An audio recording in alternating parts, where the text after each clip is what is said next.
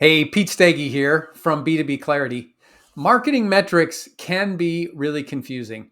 There are so many different ways to use them and differing opinions on them that they actually can get in the way if you don't have a clear way to think about them. I really like SiriusDecisions metrics model, and I want to share it with you and show you how I use some of those concepts to clarify metrics and really focus on measuring the right things in a marketing program.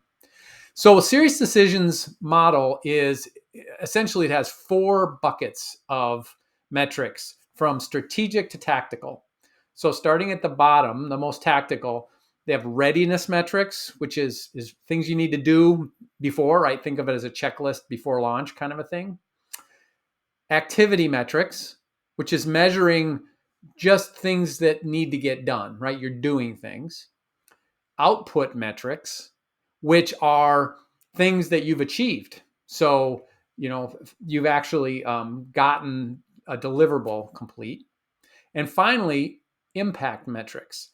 Those are really different because now you're not measuring what you're doing, you're measuring how you've changed your environment or ideally your customers or your prospects. It's measuring the effect of what you're doing.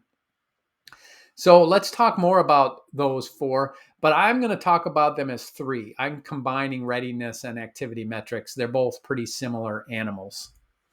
So those activity metrics, these are the things you're just doing, right? And just you do have to measure those sometimes. Examples of that would be writing content, right? If you have a cadence for blog posts, for example, or social posting schedule, or SEO work that needs to get done to optimize your content. Output examples. Now these are the deliverables of marketing. Are for example impressions. That's doing something that achieves exposure in the marketplace. A product launch would be an example, or launching a campaign, another example. Impact examples are really around funnel progression.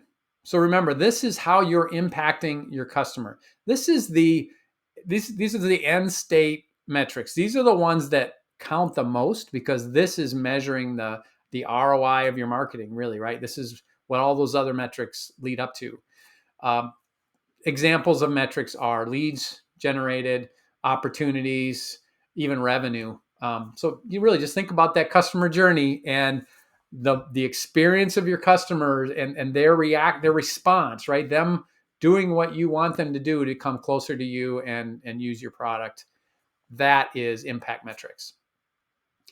Now you might be tempted to say, well, it's clear I want to measure the impact projects. I don't care about those less strategic things. The problem with that is, I think we all know, you have to take things at a step at a time, and it is a chain reaction, right? So my advice to you is start with the impact metrics and work backwards.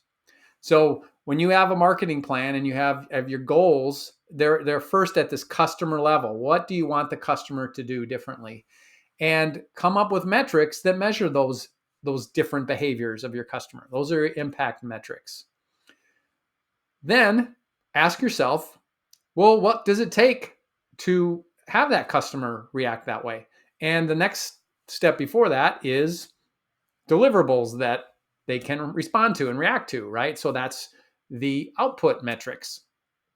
And how do you do output?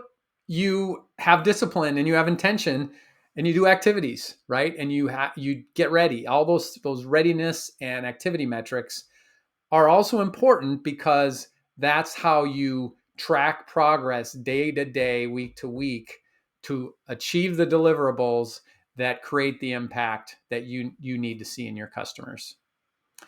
I hope this was a helpful perspective on metrics. I'd love to talk more about it. If you want to reach out to me, you can find me on LinkedIn or on my website.